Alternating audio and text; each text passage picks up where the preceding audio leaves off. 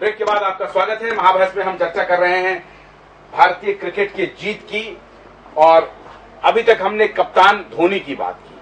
साहिब साहब, आर अश्विन ने 12 विकेट ले लिए, ऑस्ट्रेलिया का कोई गेंदबाज नहीं चला, भज्जी भी बहुत सफल नहीं हुए। तो क्या भारतीय स्पिनरों में अब ये नए जो उभार आ रहे हैं या नए जो खिलाड़ी आ रहे हैं, वो एक प्रकार से भज्जी के लिए अब जगह लगता नहीं है कि आपको कम होता जा रहा है इंडियन क्रिकेट में? देखिए, हर आदमी का एक दौर होता है जी। भज्जी भी बेमिसाल बॉलर है, इसमें कोई शक नहीं है। अभी फिलहाल लीन पैच में है और भज्जी को मैं राइट ऑफ कभी नहीं करूंगा, इसलिए कि जिस वक्त वो बाउंस बैक करेंगे वो फिर एक कमाल के बॉलर होंगे। भज्जी में वो प्रतिभा है बॉलिंग में, और कभी कभी बैटिंग में जब वो भज्जी चमक जाते हैं तो आप याद करिए छक्के लगाकर देश को जितवा देते हैं। तो ये भज्जी का कमाल है। अभी एक लीन पैच है, ऐसा सब खिलाड़ियों के साथ होता है, इसलिए इस चीज पे मैं क्रिटिसिज्म नहीं करूंगा।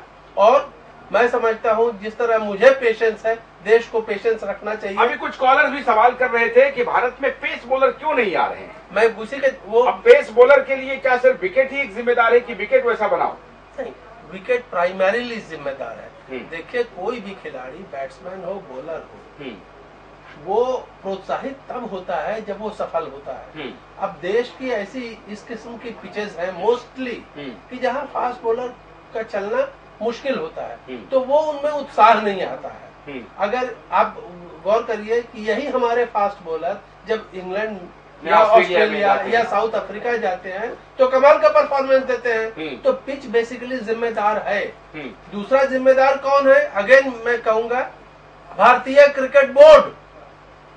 ये बोर्ड को सोचना चाहिए कि पूरी देश, आपके भी कॉलर चीख चीख कर पूछ रहे हैं कि जब बगल के पाकिस्तान में इतने शानदार फास्ट बॉलर पैदा होते हैं, बांग्लादेश में भी अच्छे फास्ट बॉलर हैं, श्रीलंका में तो बेजोड़ है मलिंगा, तो हमारे देश में क्यों नहीं है?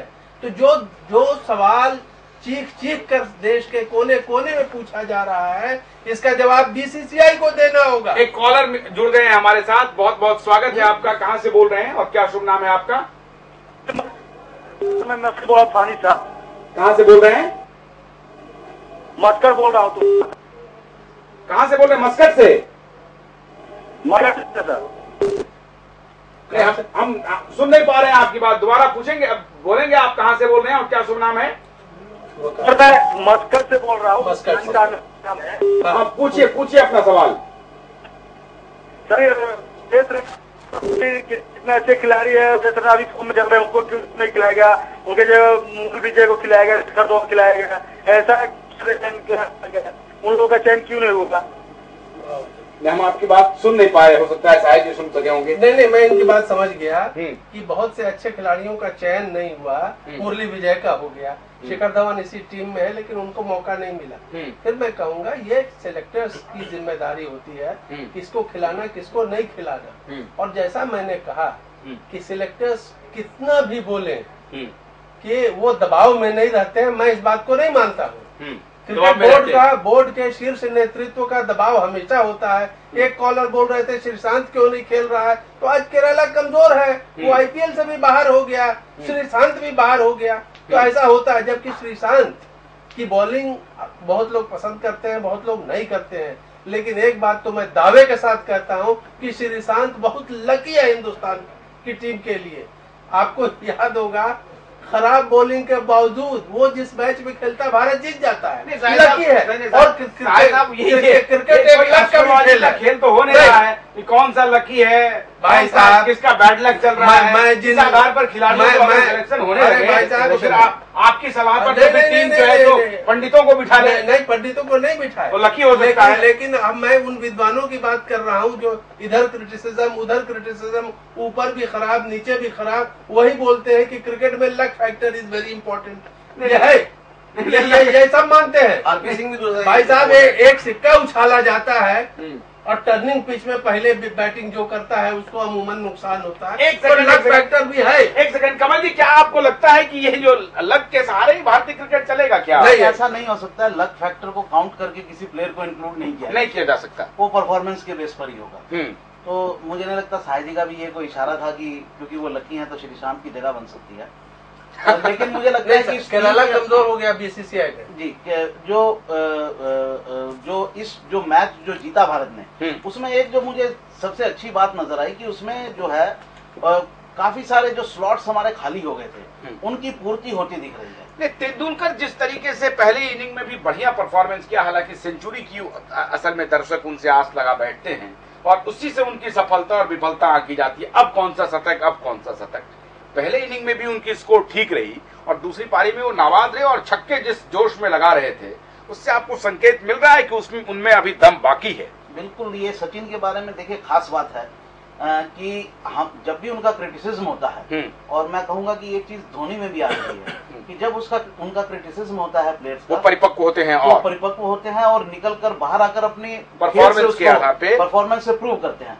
सचिन तो कई बार कर चुके हैं, एक बार फिर वो वही बात कर रहे हैं। क्या आपको दिखता है कि सचिन टेस्ट में कुछ ऐसा कमाल कर पाएंगे जिसके बाद लोग ये कहने लगेंगे कि यार एक मौका दे दो फिर दोबारा वनडे में? अगर उनका परफॉर्मेंस ठीक हुआ, मौका तो उन्होंने खुद संन्यास लिया था टेक्निकली, हालांकि क्योंकि उनको नहीं चुना जा रहा था तो उनको लेना पड़ा, क्योंकि इतने बड़े खिलाड़ी के लिए बड़ी शर्म की बात होती।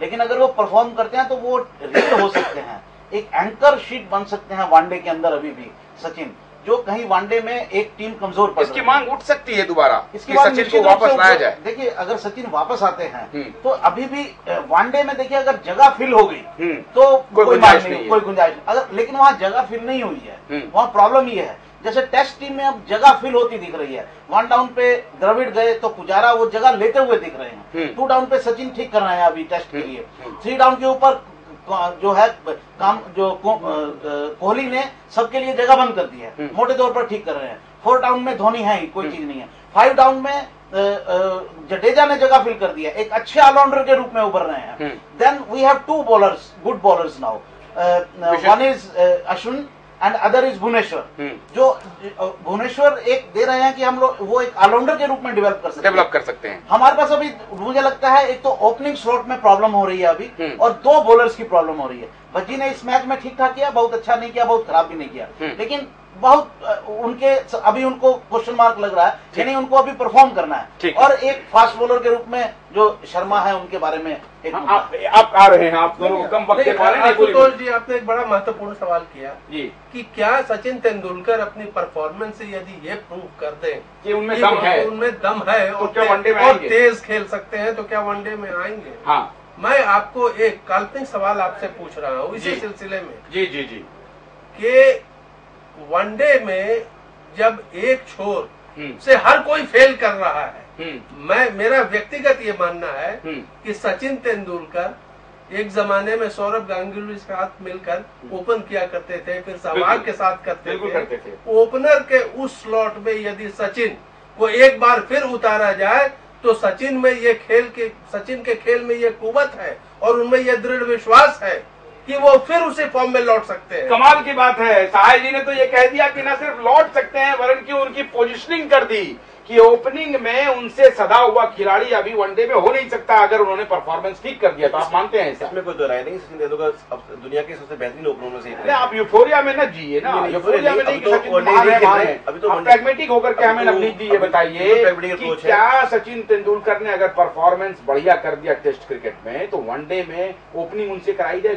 साहिब साहब कह रहे हैं अभी तो उन्होंने वनडे से लेने की बात कही थी, अब वो पुनः विचार करें इसके ऊपर, मैं तो ये कहूंगा। लेकिन आप जो फास्ट बॉलर की बात कर रहे थे, मैं बता दूं आपको, कपिल जी अक्सर क्या कहा करते हैं कि फास्ट बॉलर जो होते हैं ये होते हैं वर्कर्स होते हैं, मजदूर होते हैं, और जो बैट्समैन होते हैं ये होते हैं ऑफिसर्स होते हैं।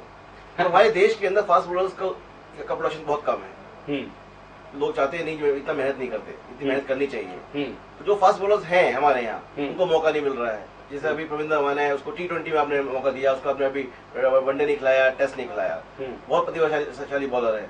तो मजदूरी की वजह से नहीं मिल रहा है? मजदूर आदमी है, गरीब परिवार से आता है। नहीं, गरीब परिवार से मतलब जो फास्ट बॉलर्स हैं वो कपिल देव की भाषा में मजदूर होते हैं। क्या है, बीसीसीआई की मैनेजमेंट बैठे हैं नेता लोग, वही नेता लोग जिनको हम जो है और प्रोग्राम्स में उनके बारे में जानते हैं, जो पॉलिटिशियंस हैं डिस्क्रेडिट करते हैं लोगों को, जो है वही नेता लोग यहाँ बैठे हुए हैं। एक कॉलर आ गए हैं, फिर नवीन जी के पास जाएंगे। आपका शुभ नाम क्या है और क्या सवाल करना चाहते हैं आप? जी बोलिए। हाँ जी नमस्कार, मैं बोलिए बोलिए। सर हमारा जो टेस्ट क्रिकेट कप्तान हमारा धोनी का बारे में कुछ सवाल इसका मैं बोल रहा हूँ कि महेंद्र सिंह